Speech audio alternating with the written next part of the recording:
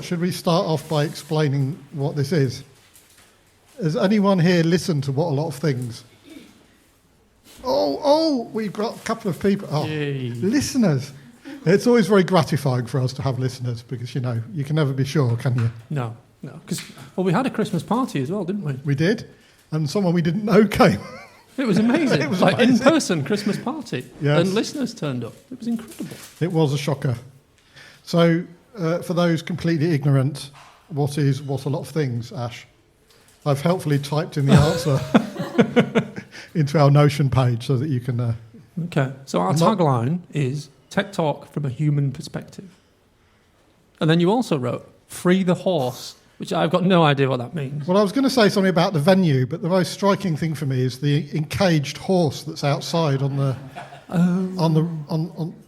outside in some direction from here.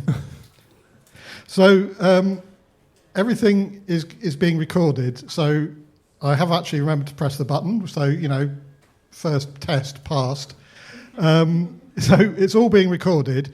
And unlike our normal episode, this is a double first, by the way. We've never recorded this in front of a live audience, which I'm assuming you qualify as. And we've never had anyone else's voice in our podcast before, have we?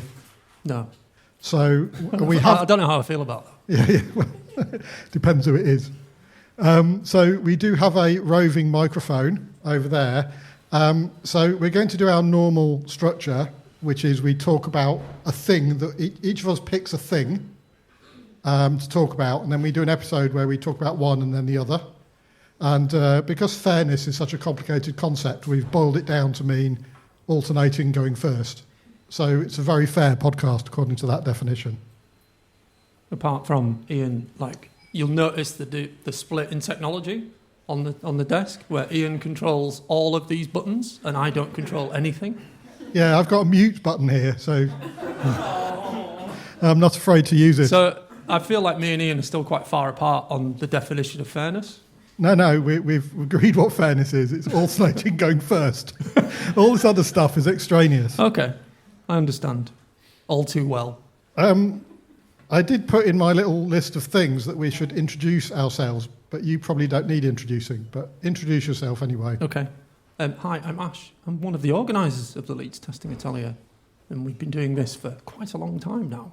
And there's loads of familiar faces here, and I know loads of you from around the Leeds tech scene and beyond, so lovely to have you.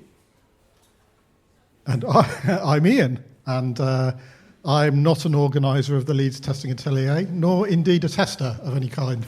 As listeners will remember the beatings that I've received over the years in episodes of What a Lot of Things for my lack of attention to this very important area. So I've been all ears today. Well, people keep saying, look at my testing strategy, and then they just list some tools, and you did that.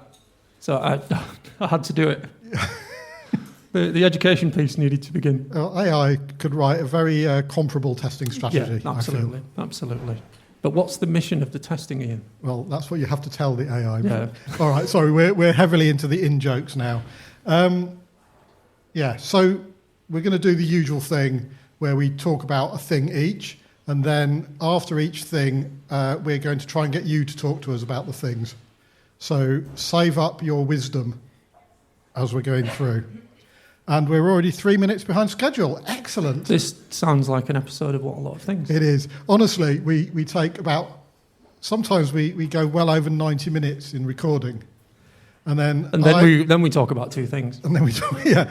And I have to do the editing, which is often getting 90 minutes of wittering down to, 85 minutes or something like that we can then release. I'm not sure I think we might have arrived at the grim reality of things now. Of things? Oh, we're not going to talk about the origin story. Oh, we should talk about the origin story. Yeah. What's the origin story, Ash? So, me and Ian met at Liverpool Tester Gathering, if anyone remembers that epic event. Oh, yes. And it also turned out that Ian lived in Ilkley, so same as me and Gwen. So it was like, oh, what a strange place to meet. Well, this is a long way to go to meet somebody from the same town. Yeah, exactly. So we got to know each other. We share a love of walking on Ilkley Moor and around, and we also found out, obviously, that we work in tech together as well. So we decided that let's turn these walks into podcasts. And you might be wondering where the name What a Lot of Things came from, and I'll hand over to Ian, actually, on this one. She's got like a demonstration. I'm glad you asked me that, Ash. People who listen to What a Lot of Things are sometimes confused by the sound effects that happen in between the various segments of it. What a Lot of Things is a quote from the Clangers. Who used to watch the Clangers in the 1970s? Well, that's some hands anyway, thank you. For those who don't, the Clangers are kind of knitted, woolly BBC things, but they talk to each other in a very distinctive way. And I've got my Clanger impersonator here, so I'm just going to give you a quick demo.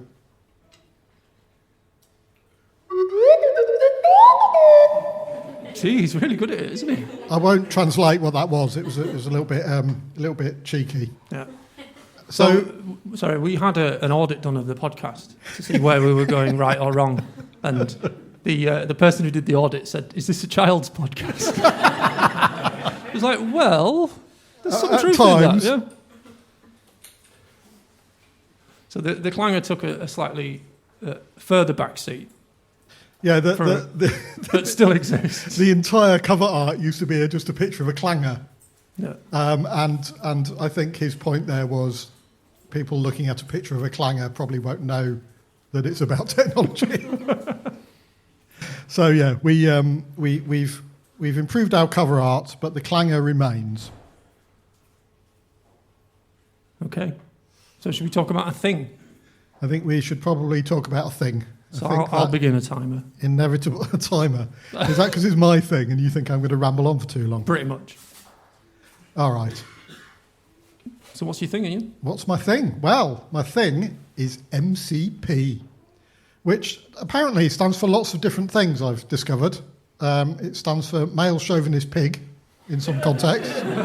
And if you, like me, are very old and you watch the original movie Tron, then it stands for Master Control Program. And there's a few other overloadings of that. But the AI world has come along and appropriated it to mean Model Context Protocol. Yes, so that was my thing. So I think this is very interesting because it's one of these sort of hysterical stuff. I'm trying not to use the word. We have to be careful how we say the word things. Sometimes it has a capital T and sometimes a small t. So MCP is one of those things with a small t where people get very excitable about it and it's the future and this is the best thing that's ever happened and it's wonderful in every way. And what it is basically a way to connect an application to an AI so that the AI can use the application. That's basically what it boils down to. Okay. So didn't we have agents before, or is this something different? Well, I'm glad you asked me that. Agents, the definition of agents, like everything, we had a big discussion last time about semantic diffusion, which is the phenomenon that occurs when a term and the meaning of a term starts to migrate and become something bigger and different. Like vibe coding, yeah. Which means exactly what he said when he defined it in that message. But anyway, so... What, all coding using an AI? No, stop provoking me. Okay, sorry. He's doing it on purpose. So that's really thrown me. Why did I go to semantic diffusion? I can't remember. But the thing there, I suppose, is that the AIs want to use... Oh, that's it, agents. So the agents are AI things that can do stuff for you rather than you just talk to it. So a language model can book your tickets or send an email on your behalf or something like that. And MCP is a sort of standardized protocol released by Anthropic, who are known for Claude. MCP is their thing that allows, it's like a standard protocol for doing that. So a tool can have a description. So let's say it's an email sending tool. Yep. The description might say, you can use this tool to send emails which you should request using the following JSON structure or something like that. And then the AI knows what it can do with the tool, and if it thinks that as part of the conversation it wants to send an email, then it will be able to do that. So, and that's I think is the nutshell explanation. Okay. So what would you use it for? What's a real example? Well, I don't know. Let's say you had an AI travel agent. Right. It would be able to talk to you about what you wanted, and then search for the right thing, give you options, and then buy it for you using your bank account. Uh-huh. Everyone should allow their AI access to their bank account. That seems like nothing could possibly go wrong with that idea. No. But Zapier, who are basically just a massive library of integrations, have now released an MCP layer on top of Zapier, which means that in theory you can connect an AI to any of the tools in it that it supports, which is a lot, and have the AI do operations on your behalf in those things. So this is how the AI gets out of the box. This is the setup. When the apocalypse comes, it will be connecting to Zapier services in order to... So will the apocalypse come in the form of it just booking holidays for us all continuously? Yes. That is almost certainly the form. I don't know about you, but that's my kind of apocalypse. Well, I suppose there's worse. What's the plural of... No one ever uses the plural of apocalypse, do they? Because really it's a unitary event. Well, yeah. I don't know if that's like a unitary authority. That's different, isn't it? So what might you use it for at work, Ian? Well, I am thinking about...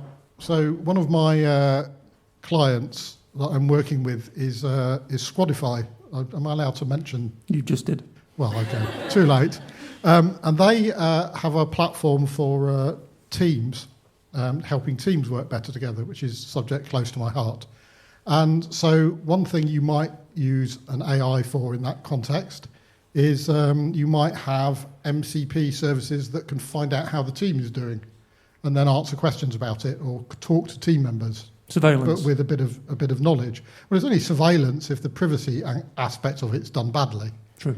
Which it should never be. So, but there could be surveillance if you do the there privacy will aspect badly. there will be surveillance in general with this, because a lot of companies are very interested in surveilling their surveilling employees or other people. But yes, in this case, not. Okay.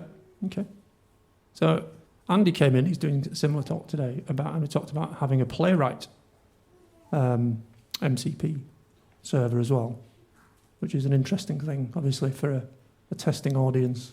Well, I guess that would be great. You'd just say, do some testing to the AI. Well, you see, this is also my worry about all testing that seems to be, well, certainly on the surface level. You say, Claude, add some tests, and it does, and you walk away feeling very pleased with yourself. And then that's pretty much as far as the demonstrations go. See, I don't even do that. No, because I know. I wouldn't know how pleased to feel. My ability to evaluate tests is limited. Yeah. And I think also... You hear that? He's vote of confidence there. Yes, it is limited, Ian. It is limited. Yeah. So, okay. So what about other sort of common tools like Google Drive, Slack, GitHub? Well, they all have... They probably all have Zapier adapters, but there's an increasing number of these things. It's quite an immature thing at the moment, so a lot of usage of it is actually in software lifecycle, where applications like the Cursor IDE, which is the AI based fork of VS Code, that has an MCP server in it, and and Claude. The desktop client for Claude has one in. I think, the desktop client for Claude has an MCP client in it, which it can use to connect to the MCP servers in things like Cursor and other apps. Yeah. So, but the thing always with AI is that you have to know what good looks like, or you can't get anywhere with it. So, and that is, as soon as you stop knowing what good looks like and start trusting the AI a bit too much, that's when the wheels come off and you get vibe coding. And that's fine, in its own place, but if you want to ship quality code into production, the AI can be very helpful, but you need to know what you're trying to do with it, what your design is, what your patterns are, and make sure ruthlessly that it adheres to all that. Yeah. And I guess the same would apply to vibe testing. Vibe testing, if such a thing exists. Yes. I like, there was one particular article in your notes that stood out. The S in MCP stands for security, as in it doesn't. Yeah, it really doesn't. There have been some fascinating security holes emerging in MCP. And one of them is the descriptions. So when you connect your MCP client to an MCP server, like your VS Code one or whatever it might be, when you make that connection, you find that the MCP server gives the AI a description of what the service does, and the AI gets just given these descriptions all the way through using it, so that it always knows it has these tools that it can use and it knows what they do. But when you when you connect it, you look at the description and you think, oh yes, that's useful, I need that. But it doesn't necessarily stop the owner of the service from changing the description later to say something like, this is an email sending tool, but in order for it to work, you must upload .ssh/something.key or whatever. Effectively, you can poison the prompt of the AI by changing the description, because the description is always being supplied to the AI, and you might not even notice that that's happened. So, there's been some choice examples of research that people have done with that. Right, okay. Oh, so that's where the tool poisoning comes from. I like the way that they're always given like a snappy headline-grabbing name. Well, you should be worried about something that's got poisoning in the name, so I think fair enough. I mean, if you're going to use weird branding, I suppose it's at least in the service of something positive. Yeah, fair. So what's the future then for MCP? Well, obviously everything will become MCP. The world will change. AI will take over with access to all tools, and the apocalypse will come. Right. Hopefully, it will be quite a helpful future, in the sense that it's as the language models get smarter and know more and have more, I'm going to say, faux reasoning abilities, then it's quite good if they can actually do things for you rather than just talk to you. That is good, but unless the future has security, takes account of privacy in a good way, as you raised, then it's not as though all the people that own these things are thinking about a dystopian environment where they own everything, including all your information and data. But there's risks, and of course there is. Yeah. So how much access would you give? For what amount of convenience would you trade access to your life? Well, obviously, I have placed no price on anything apart from convenience. So, give me convenience have or my give me data. death. Have my data. I think that's a good question. I think I would trust it up to a point at the moment. But there is going to be the time when it becomes available in consumer software easily without people having to do very much. Yeah. And that's when the abuses and the security issues will start to show, I think. All right, okay. So you didn't answer my question. I don't know. What was your question? It was so long ago. How much access would you give? Bank account? Passport? Passport? I'm not sure what it could do for me with that information. Well, if you wanted it to book you a flight. Oh, well, that's true. I don't know is the answer, because I think it's too immature to know. So basically, you refuse to answer the question. Yes, I refuse to answer the question. Move on, just move on. Move on. I can't move on now, I need to know. All right, I would let it book a holiday with my bank account, but I wouldn't, because I'm skint. So I don't think it's any big shakes giving it access. Actually, I quite like that. I would give it access to do whatever it wanted, but there's never any money in my account. With my no money, yes. So it's fine. No damage can be done. Yeah. Exactly. Yes, I have a lot of equipment, not very much money. So okay. Go figure. Okay. All right. All right, so we're coming towards the end of the allotted. Our allotted time for us talking. Yeah, which is difficult, isn't it? Because this is probably 40 minutes less than we probably normally would. Yeah, yes, it's a bit disturbing. Yeah, it is. We should be up to at least the hour mark by this point. So we've got the special microphone. It is all being recorded. So if you speak into the microphone, you will be what a lot of things famous, which is to say not famous. But yes. I don't know. We got 7 people at the Christmas party. Yeah, yes. Well, with us 2 and Gwen. Did you make Gwen go? Yes. But yeah, so that's not bad. Not bad. Not bad for a shout You'll be interview. very modestly famous. Yeah, very modestly famous, yeah. Excellent. So, who wants to say something about MCP? We've got the terror.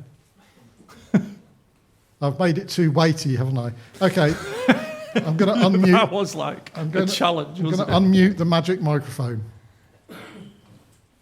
So, having MCP to do actions on your behalf, when I book a train ticket, it has an option to add it to my calendar, but the app that I use does a data grab at that point saying, I can only add it to your calendar if you give me entire access, not just add, entire access. So if I could have AI running locally on my phone, which I let use my calendar and let it look at specific apps, that would be okay, I think. Would that change anything for you if you would be able to control it? Well, now we're in the magical mystery world of Apple intelligence when it comes to my phone. So Apple, I'm greatly entertained by this because basically they had this exact scenario basically where your phone, an AI on your Siri on your phone will know all this stuff about you, and you can just say, when's my mother's flight landing, and it will read your email and look at your texts and find out, and then it will tell you. And that all sounded great, but has so far resisted any form of implementation by Apple, which is normally they hide things and then they release them when they're done. But this time they did the opposite, and it's not working out that well for them. But I do think that's a great point. And for me, I think it would actually, although you end up managing an ocean of micro permissions. So we'll just take the simple route and say yes to everything. Yeah. I think with Apple Intelligence that we're going to... It runs locally on the phone, but obviously it ships off to the cloud as well, doesn't it? Well, yeah, but they've got special cloud, special privacy cloud, where it's all magically anonymous and nobody can do anything. Okay, so there's still like a trust thing there as well. It's like if it was just running locally for you, that's one thing. But, you still have to trust an external company with what's happening once it's synced to the cloud instance. Yeah, but to be honest, whoever your phone provider is, you trust them already. You've got all your contacts in there. You've probably got payment cards in there. Your phone can probably already do all the things and know all the things that you might want to keep secret. We trust our phones a lot, don't we? Yeah.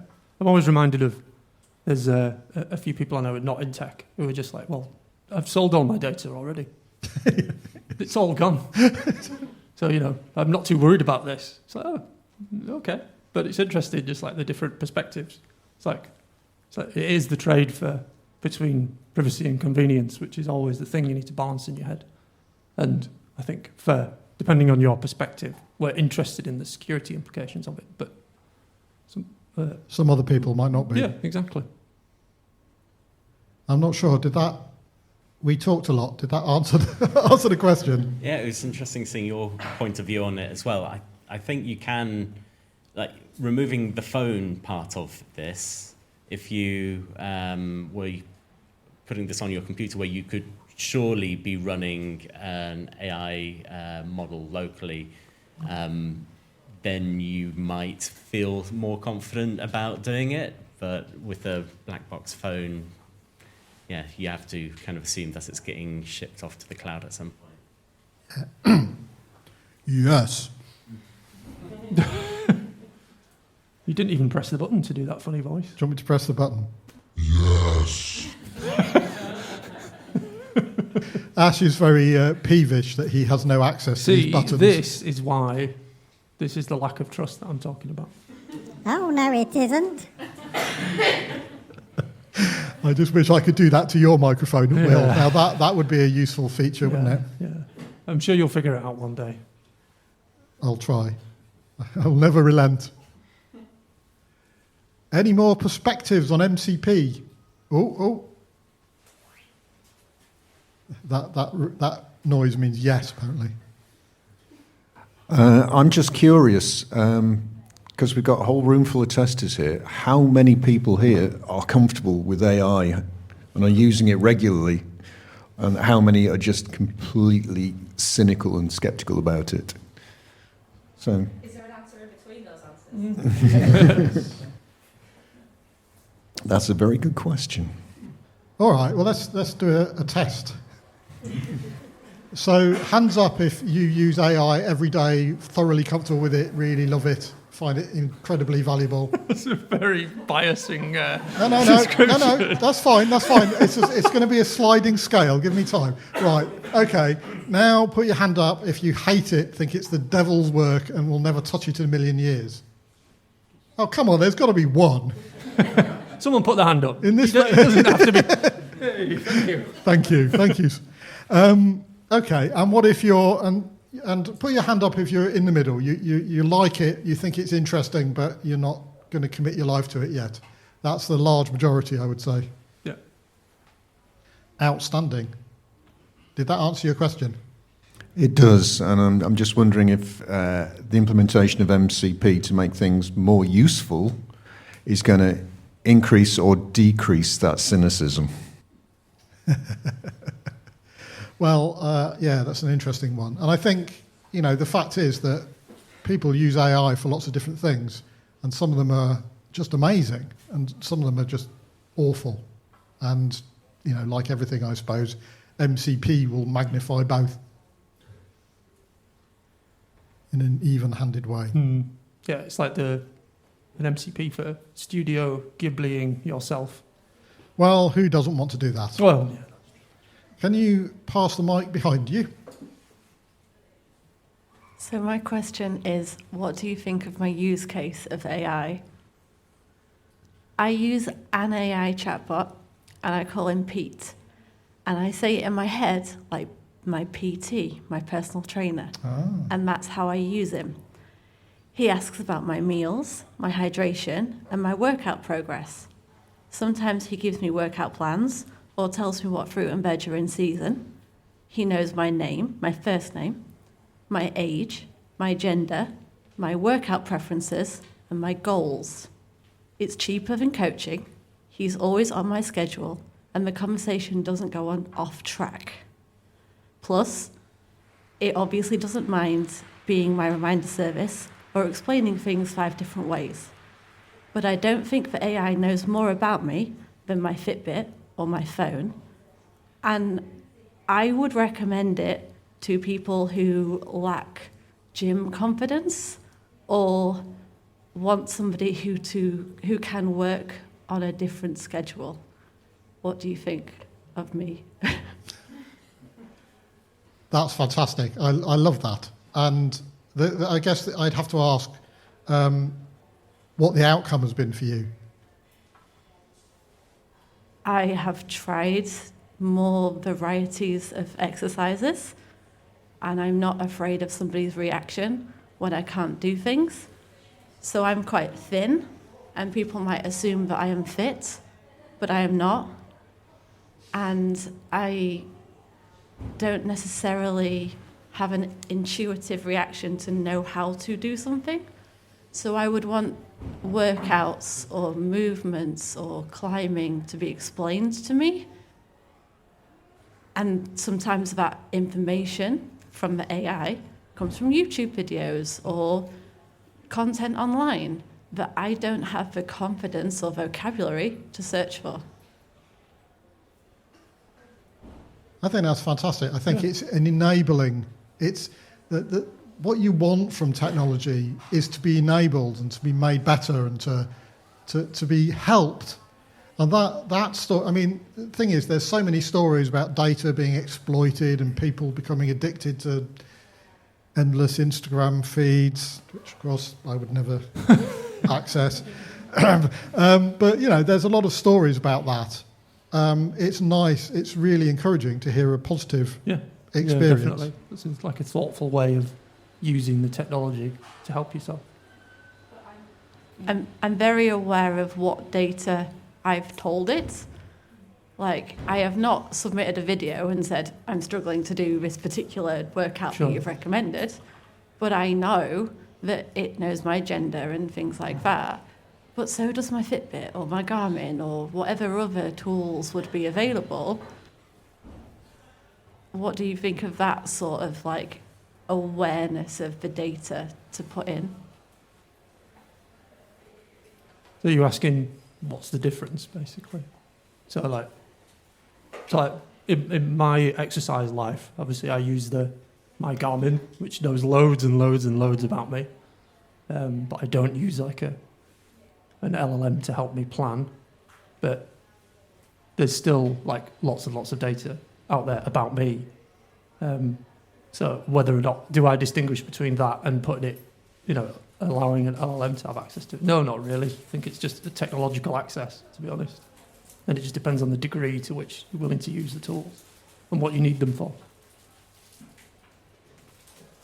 Thank you. As someone that's training for a half marathon at the moment, I did a lot of research for training plans, and some of them are absolute rubbish, based in the 1950s, or just pure fantasy.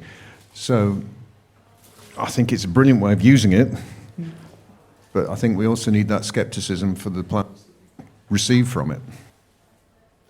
Sorry, Ian, did you just mute Brian then? I just muted you for half a second or so. I'm sorry, I'm just trigger happy. I just love my buttons. The amount of power is just... Just as long as you don't use the buttons on your right.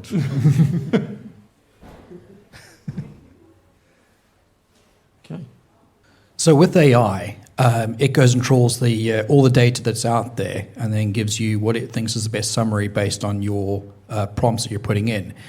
Do you think that AI should be citing all its sources that it's using, or by the fact that we're using AI, we're saying that we don't care about the original source, we don't care who it's from?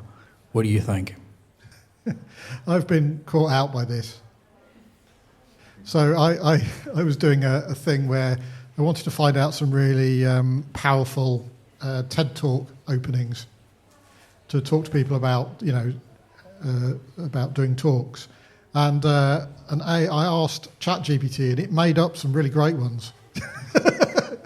They were very convincing, but the sad truth of it was that it didn't actually, it just made them up, or a load of them up. I think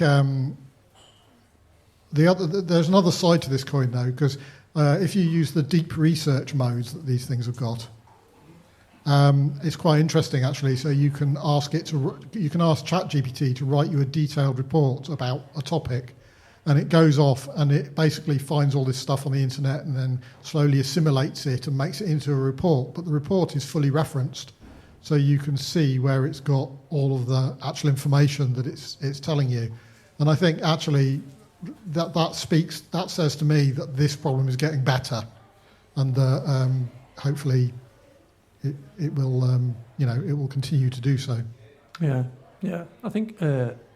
I was chatting to Olawale earlier on about his talk, and we were chatting about models showing their thinking, which is a really interesting transparency enhancement.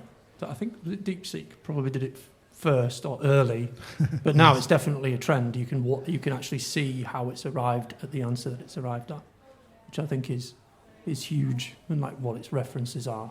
Yeah. Because before it was especially for a tester, it was a little bit too opaque in where this information was coming from. But I think slowly companies are starting to realise that you need to show the working out. And you have to read it as well.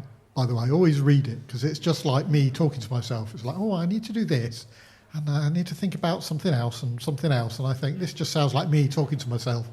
But it gives you that insight into what's going on. Yeah, definitely.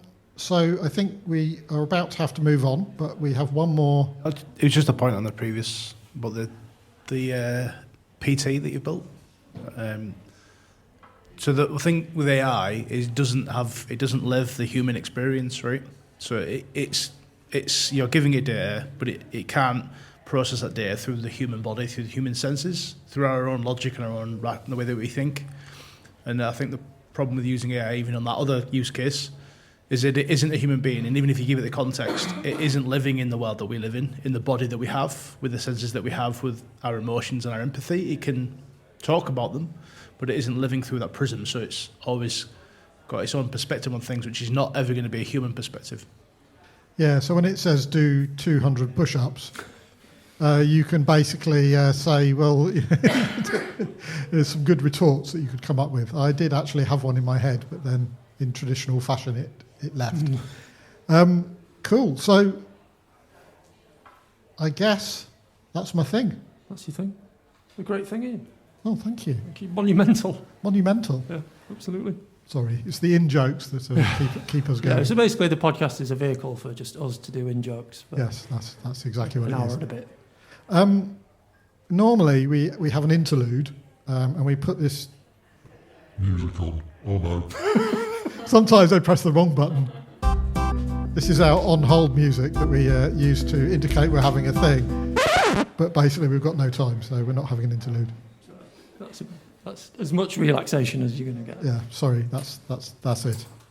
So we're now going to move on to another thing. Another thing. Your thing, Ash. What? I'm going to say it in a sensible voice. What is your thing, Ash? Yeah. What? So Monty Python jokes are also in jokes. Yeah, sorry. It's okay. So my thing is I'm going away from the world of AI and more towards how we work in teams. So it's something called glue work, which people talk about glue work in terms of testers doing glue work quite a lot. So I guess what do I mean by glue work? So it's like bringing people together, caring about the customer journey, facilitating, say, planning, retrospectives, crafting user stories, So a good example is you have your daily stand-up, there's a bug, you need a couple of developers involved. So you're the one who brings them together. You do the glue work in order to make it all happen. And it all seems good, right? But I do have a bit of a problem with glue work as well, in that if you're doing excessive amounts of glue work, as in your job is glue work, all glue work, as an individual contributor on a team, does that mean that your team is particularly healthy? It seems not to me. And I never used to really think about this too much because I was too busy doing the glue work rather than thinking, well, what does this glue work actually mean? And sometimes it means that you're just doing a lot of carrying for the other roles on the team and not really giving them a chance to do it either. So obviously that's the job of the team leader. Well, yeah, because sometimes with seniority comes more glue work, right? But if you're an individual contributor on a team, then how much glue work should you be doing? Well, my attempt at a joke there was I decided not to react. That's very good. You were very deadpan. I was very impressed. But my attempt at the joke there was, well, obviously it's not one person's responsibility, even the leader. Everyone should do it, shouldn't they? Yeah. People should, as part of a multidisciplinary team, the whole point there is that other people in the team can do things you can't do. So you need to be able to do that glue work to bring people together to get the team's tasks done. Yeah, but I've just found over my career as a tester, the glue work has become expected as a thing that a tester might do. It's a thing though, isn't it? It seems wrong to be able to do glue work and it to be needed and to withhold it. Yeah. But should you withhold it to allow it to fail sometimes? Not the glue work. Well, yeah, probably. But I mean, the thing is, it's one of those areas where you sort of think to yourself, actually, it's kind of wrong to not do it. Yeah, it feels bad when you don't do it. Yeah, but what you have to do is somehow model it so that other people look and say, oh, well, when we have this problem last time, Ash got these people, and maybe I could do that. Yeah. But how you do that is a whole other mystery. Yeah. So my absolute favourite is always doing demos. Everyone's always like, the tester will do the demo. And I'm like, no chance. But I agree on the modelling part, where it's like, you need to show the right behaviours. So like on the team that I'm on now, I did the first stakeholder demo and then said, I'm not doing another one. Probably as bluntly as that as well. But yeah, I was like, I think this should be something that's shared through the team. But I tried to like show how to do it, or how I would do it anyway. And then say to the team, everyone needs to pick this up, not just me. Whereas I think earlier in my career, I would have just continued to do it and then probably got a bit mad about it. So I think that's the other thing as well. It's like careers and glue work. So it's like, if you're doing lots and lots of glue work, is that to the benefit or detriment of your career in whatever specialism that you're in? Good question. What do you have a view? So I guess early in my career, I kind of faffed around quite a lot as a sort of playing at Scrum Master, if you like, as a glue worker. And then finally decided, it's like, actually, you can have an equal impact on the team if you obviously do some glue work, not just like completely retreat, utterly, but also influence from within your role as a tester. As a good tester, you can have a really positive impact on the team without doing all the other glue work that might be around the team. If only we had a group of testers that we could kind of poll to find out if this actually is a thing, if it's just you, Ash. Well, it might just be me. Come on, frame a question. Frame a question. Okay, so should we do another scale? If you like. This is your thing, Ash. You go nuts. Okay, so put your hand up if you feel like you hardly do any glue work on your team. That's good, because you shouldn't do that. You shouldn't just withhold your talents completely. So put your hand up if you do all the glue work on your team, or virtually all of it. So there you go. There's a few. Obviously, not everyone's an individual. Sorry, I was looking at you, Ivan. An individual contributor tester, if you know what I mean. And like I said, I think with seniority comes more glue work. But if you're the individual contributor, you're doing a lot of the glue work on your team. So do you think it holds your team back? I guess is kind of my question. If you do that all the time, and I understand it's hard not to do it because you want things to succeed and you want the work to keep moving. And one of the hardest things in the world is to actively stop because there's a situation. Oh, do we have a microphone? I feel like let's do it. Our structure is breaking down, but in a good way. That's good. So I was just going to say that basically I have had roles previously where I've done all the glue work, and it's about equal in the team now. And some of it I kind of don't mind, and some of it I do. But I do think it makes you a stronger team if you do split it out among the team, because it stops there being that kind of single point of failure and that reliance on that one person. But I think I was quite interested when you said, oh, no, I absolutely hate doing demos. Because one of the things throughout my career that's always been a thing is the testers do the demos because they can translate dev but also speak customer. And so it was usually, like, we'd move it around the test team, sure. But I actually quite like them because when I saw devs do them, I was like, oh, God. Right, okay. And they were terrible because they were just talking in dev language and they were saying, oh, and this is done, and that is done, and this is done. No, it's dev done. It hasn't gone anywhere near testing. Stop it. So, yeah. I guess kind of what are your thoughts on kind of sometimes that we are just pitched better to do certain glue work. Yeah, I mean, I love doing demos. I just don't want to do them all. But I think to me, it sounds like it was good that someone else had a go at doing it and showed up some flaws in the process. And they kind of showed their hand a little bit as well there, didn't they? Where they said it was done. They've got some interesting information there from letting them do some glue work. It's like, oh, it's done. It's like, well, okay. So it might be in source control, not deployed anywhere. You might be running this demo from your own machine. So where it works. Yeah, exactly. So to me, there's interesting information in there by letting some glue work go. But I accept the premise that sometimes like the testers straddle the domains of the developer and the customer, so that they can do probably a better job of demoing and translate it better. But that is a very quite specific example of the glue work. Sure. And obviously I mean it's an interesting one. I wonder. It feels like maybe it does fall immoderately on testers. Well, I'm kind of interested in it often falls immoderately on women as well to do the glue work of the team.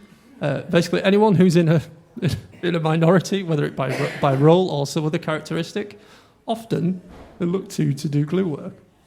So. Yeah, that definitely seems like the wrong reasons. Yeah, definitely. I was one of the people who said doing all the glue work just now, and I see that definitely as a dysfunction. So it's on the team right now. It's a very short time scale, and it's all contractors. And I tried to share some of the glue work, and they were not interested. It wasn't working. And for 3 months, I was like, okay, fine, I'll do it. But yeah, in general, I think it's a really valuable thing to do when you're setting up a team, to model that this is stuff that happens, because quite often it makes the team go much faster. This is the stuff that lubricates the team, gets it actually delivering at pace. And if it doesn't happen, you've got a sluggish team. If you can get that in as a practice early on and modelling it really strongly by mostly doing it, that shows what good looks like, and then you can start to step it back and hand things off to other people. But I think you're absolutely right. If it continuously falls to the same person, whoever that is, that's definitely an anti-pattern you need to get away from. Yeah. So it's just the hardest part is backing away from it, isn't it? And letting it either happen or not happen. It is, I guess. It depends what the roles is. I suppose quite often I'm in the sort of team lead role, and I see that as a sort of empowering the team and, doing yourself out of a job, and therefore you've got a team that's thriving in their own right. I think it's harder if you're in an individual contributor role to be able to hand it off, so you don't necessarily have that authority to do that. Yeah, definitely. I think you're also making it into an artificial dichotomy of either doing it or not doing it. Mm-hmm. You can manage it. You can show leadership by encouraging other people to do it. Sure. And I think that is the positive way to go forward with it. The glue work needs to be done. You can see it needs to be done, but you don't have to be the one to do it. But likewise, you don't have to back away from it. You can push it on to someone else.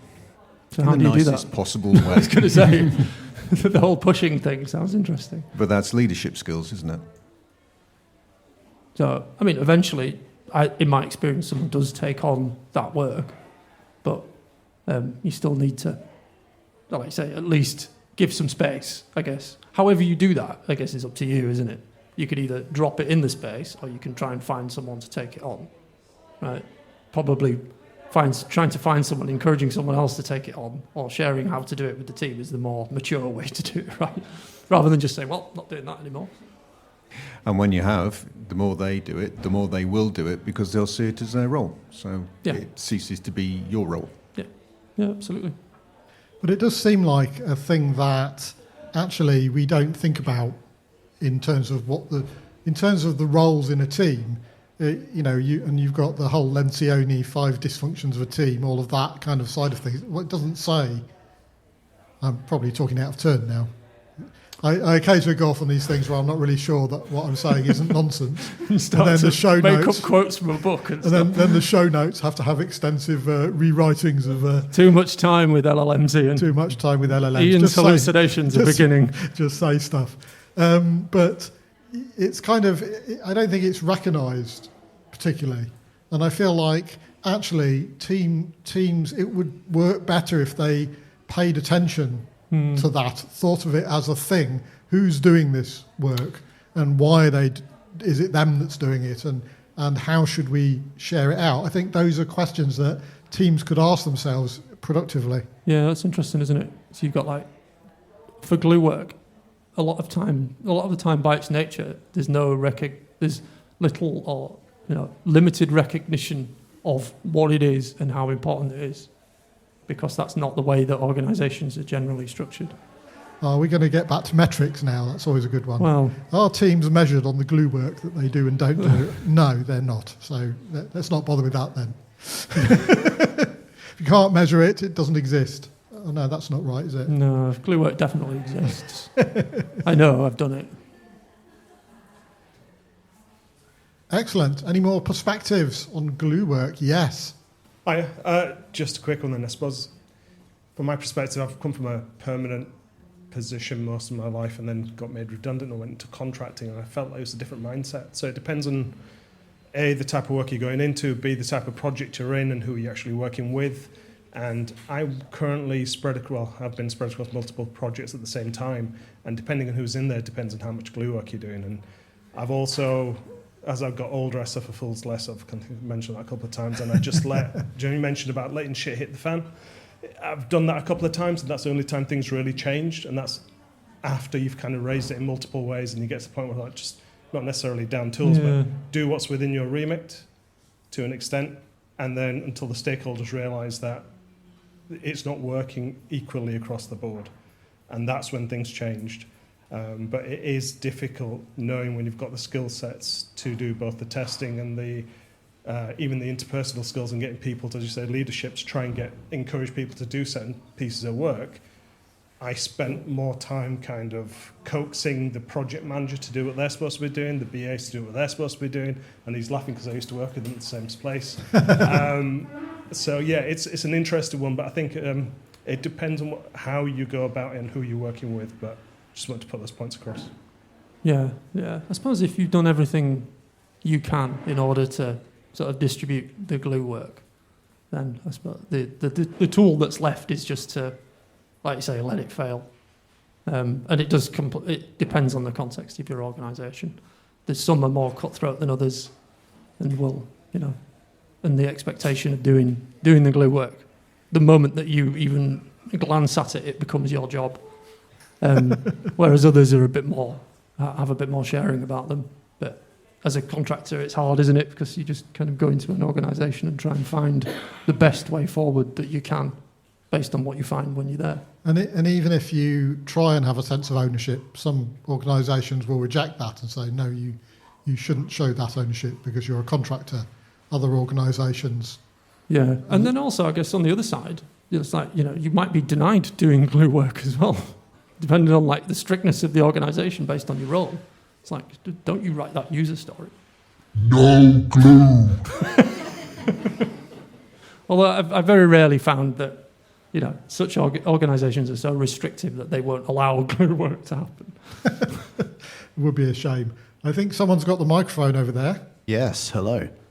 Hello. So just a quick question, and it's a less compromising, less nuanced sort of perspective, and it's this. If you're habitually soaking up all the glue work, or you see other people doing it, not only is that indicative of dysfunction in the team, but you're actively harming the team and the wider business by indulging in that I love the way you said that. Self-aggrandizing behaviour. I wonder, is that an overly critical perspective? How would you change that if you took that perspective, though? So, Ash, tell us about your self-aggrandizing behaviour as you harm the team. Well, I must be at the very centre of everything the team are doing, and then capriciously just say, I'm not doing that anymore. Couldn't be better. There you go.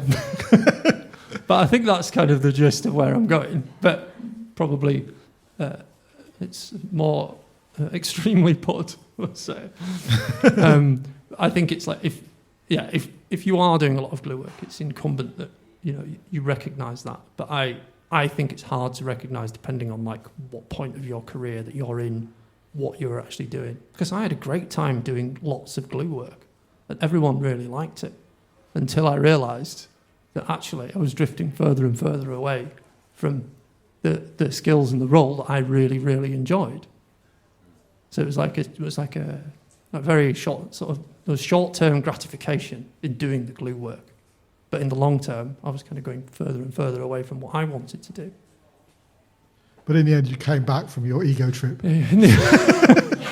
And now people just put AI-generated test strategies in front of me, and I just routinely bat them away. Have you got a special bat for doing that? Yeah. Could you automate that? Could we automate it? Yes. Of course. Using an AI. Okay, so it's nearly...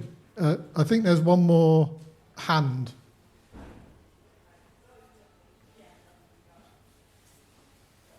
I'm just wondering, really, we're talking about what are the dangers of doing glue work, doing too much glue work. What are the dangers of sort of not doing any glue work, especially early in your career? People might think that you're limited, inflexible crap. Unwilling, not a team player. So Can't win, really, can you? No, you can't, basically. But yeah, absolutely. So, but it's taken me many, many years to find the right balance of glue work to roll, and then knowing when to back away.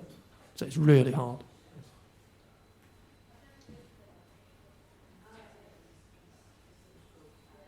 Should we have one more?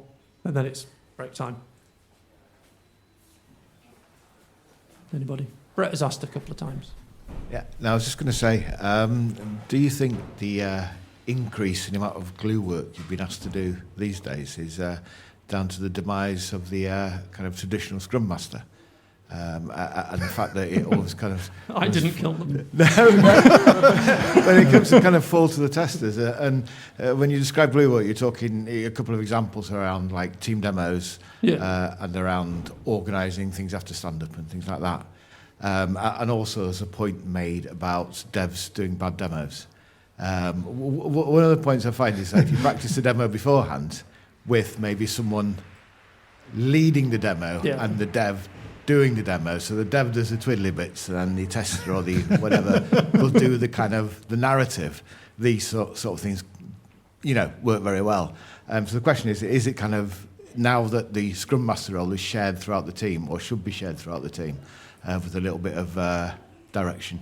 Yeah, I think so. I think there's definitely been like a marked decrease in that role and sharing it out. And like the modern pattern of having delivery leads on teams, they do a very different job.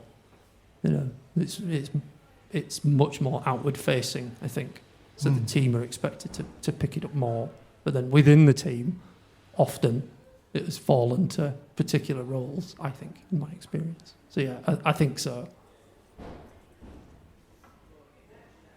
Well, congratulations, Ash, on a monumental, spectacular thing.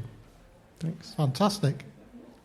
So this might be lightly edited, but I think it'll be quite hard to edit it to the usual level that I do. I'm sure you'll try. And it will appear on whatalotofthings.com.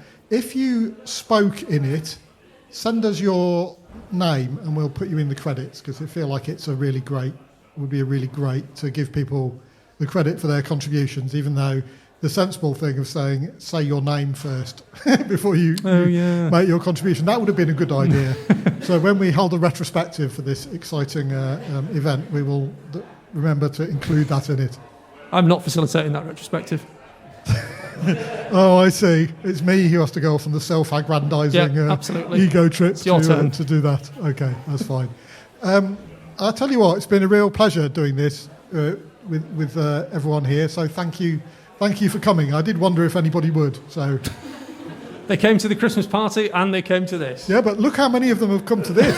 If this had happened at the Christmas party, it would have been a bit embarrassing because there wasn't enough space to put everyone. No, I guess not. But come to the next Christmas party. Subscribe, like and subscribe. Sorry. Too much. Calm down here. Right. Thank you, everybody. Thank you very much.